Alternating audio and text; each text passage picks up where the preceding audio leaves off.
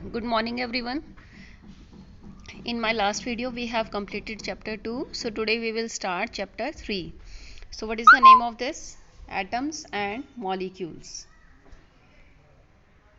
So in this chapter we will read following topics: laws of chemical combination, atom, atomic mass, atomic symbols, molecules, compounds. In this numericals also will come, so that you will have to do practice of all numericals. So our first topic is chemical reaction. तो आपको पता होना चाहिए chemical reaction क्या होती है. It is a reaction in which two or more substance react to form products. यानी reaction ऐसी रिएक्शन जिसमें दो या दो से ज़्यादा रिएक्टेंट क्या करें, कंबाइन करके क्या बनाए, प्रोडक्ट. फॉर एग्जांपल जैसे मैं यहाँ लिख देती हूँ कि मैंने हाइड्रोजन लिया, वो किससे कंबाइन कर रहा है, ऑक्सीजन से, और क्या बना रहा है, H2O. तो ये क्या है, एक रिएक्शन. जो यहाँ पे आपने लिया क्या था, हाइड्रोजन ऑक्सीजन, और बनाया क्या, H2O. तो बनाया मीन्स प्रोड्यूस किया, तो प्रोड्यूस से वर्ड आया प्रोडक्ट. इसलिए बनने वाले हर चीज़ को क्या बोला जाता है, प्रोडक्ट. और जो रिएक्ट कर रहा है, जो कंज्यूम हो रहा है, तो रिएक्ट से वर्ड आया रिएक्टेंट. तो लेफ्ट हैंड साइड में ऑलवेज क्या होता है, रिएक्टेंट, और राइट साइड में क्या होता है, प्रोडक्ट. क्लियर. तो रिएक्टेंट किसे बोलेंगे, लेफ्ट साइड वाले को, और प्रोडक्ट किस तरफ होगा, राइट साइड. एक एग्जांपल और देख लो आप. यहाँ पर मैंने लिखा A+B. ठीक है, ये क्या बना रहा है, AB. तो AB क्या है, प्रोड्यूस हुआ है तो प्रोडक्ट. ठीक है, ये A+B ये कंज्यूम हुआ है, रिएक्ट हुआ है, तो इसे क्या बोलोगे, रिएक्टेंट. इसे क्या बोलोगे, product. So next topic we will read here, laws of chemical combination. इसके अंदर 2 लॉज आएंगे. ठीक है, दैट वी विल एक्सप्लेन.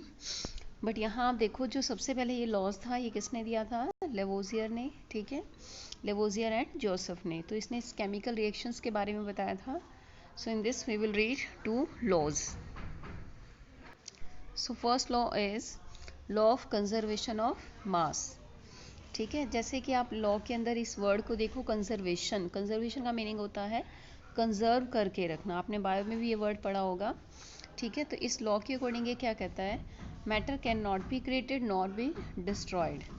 ठीक है, इन ए केमिकल रिएक्शन, यानी किसी भी मैटर को ना ही हम ब्रेक कर सकते हैं और ना ही उसे क्रिएट कर सकते हैं.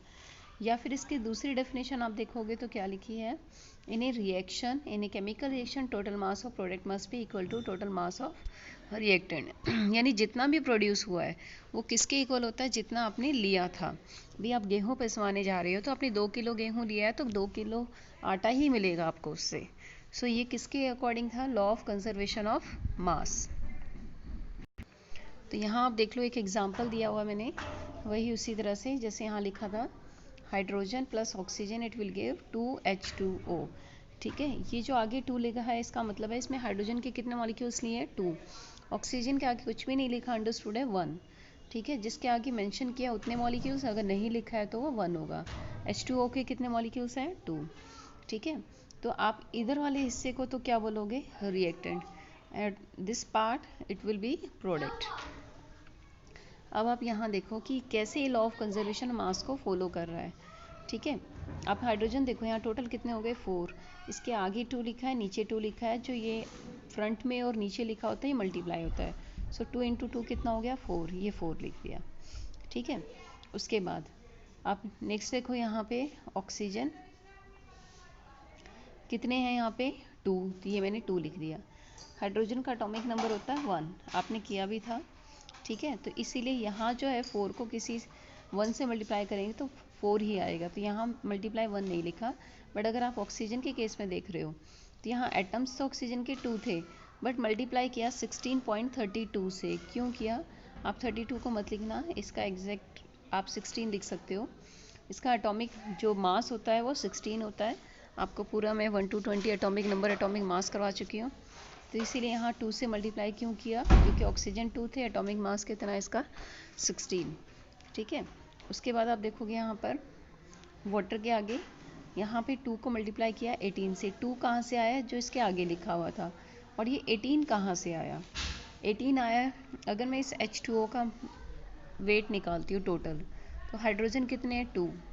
ठीक है, मल्टीप्लाई में मैं किससे करूँगी, 1 से, क्योंकि हाइड्रोजन का एटॉमिक नंबर कितना होता है, एटॉमिक मास कितना होता है 1, एटॉमिक मास से मल्टीप्लाई करते हैं, प्लस ऑक्सीजन का एटॉमिक मास कितना होता है 16, तो 2 इंटू 16 कितना हो गया 18, ठीक है।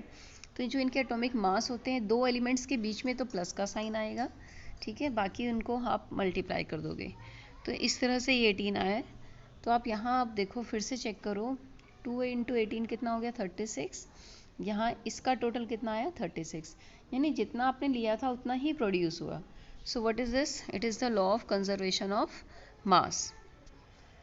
So according to definition what we will write here, total mass of reactant must be equal to total mass of product।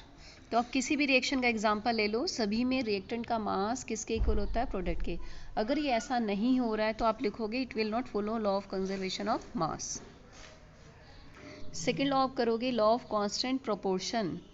क्या मीनिंग है, आप यहाँ देखो डेफिनेशन में लिखा है इन एक प्योर केमिकल कंपाउंड, कंपाउंड कैसा होना चाहिए प्योर, उसमें कोई इम्प्योरिटी नहीं होनी चाहिए, ठीक है। Same elements are present in definite proportion by mass and volume irrespective of the method of preparation. मतलब क्या कह रहा है ये, आप कोई भी कंपाउंड लो वो प्योर अगर आपने लिया है तो उसमें जो एलिमेंट्स कंबाइन कर रहे हैं वो ऑलवेज सेम डेफिनेट प्रोपोर्शन में कंबाइन करते हैं, किस टर्म में, मास की टर्म में और वॉल्यूम की टर्म में, चाहे उनका सोर्स कुछ भी हो, चाहे वो कहीं से भी बनकर आए हो। फॉर एग्जांपल मैं यहाँ एग्जांपल ले लेती हूँ कार्बन डाइऑक्साइड का।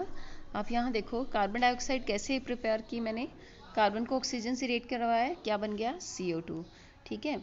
CH4 ये मीथेन होता है, 8th क्लास में भी आया होगा आपका ये, ठीक है।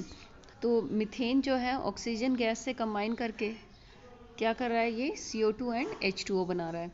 कैल्शियम कार्बोनेट CaCO3 को क्या बोलते हैं कैल्शियम कार्बोनेट, ये डिकम्पोज करके इसको तोड़कर क्या बना रहा है CaO प्लस CO2, ठीक है। रिएक्शंस प्रैक्टिस करेंगे अभी हम, तो अभी आपको फिलहाल ये लर्न करना है। तो आप यहाँ देखो इन तीनों में रिएक्शन में कॉमन क्या है CO2, यहाँ भी CO2 है, इधर भी CO2 है, CO2 है। तो ये लॉ ऑफ कांस्टेंट प्रोपोर्शन को कैसे फॉलो कर रहा है कि तीनों रिएक्शन, चाहे आपको तीनों में CO2 आपको चाहे कार्बन से मिली हो, चाहे मीथेन की बर्निंग से मिली हो, चाहे वो कैल्शियम कार्बोनेट से मिली हो, पर तीनों ही केस के अंदर आप क्या देखोगे CO2 की जो रेशियो है वो सेम है। कैसे, क्या कार्बन यहाँ पर 1 है, इसमें भी 1 है, इसमें भी 1 है, ऑक्सीजन यहाँ कितने हैं 2, यहाँ भी कितने हैं 2, यहाँ भी कितने हैं 2, ठीक है। तो यही इसके डेफिनेशन बोलता है कि सोर्स कुछ भी हो किसी भी कंपाउंड का, अगर वो प्योर है, ठीक है, तो उनके बीच की रेशियो क्या होगी always same. Clear, so this is the law of constant composition. Example एक और मैं आपको बता देती हूँ, जैसे सपोज मैं आपको बोल देती हूँ कि वाटर, कि आपने वाटर चाहे आपको रेन वाटर से मिला हो, ठीक है, चाहे आपको पॉन्ड वाटर से मिला हो, चाहे आपको हेड पंप से मिला हो, क्या पानी का जो फॉर्मूला होता है, वाटर का फॉर्मूला होता है वो H2O के अलावा कुछ और लिखोगे आप, नहीं, किसी से भी मिलो फॉर्मूला तो यही रहेगा। तो ratio between hydrogen oxygen it will remain same. So this is only the law of constant composition. So you will have to read up to this. Thank you and have a nice day.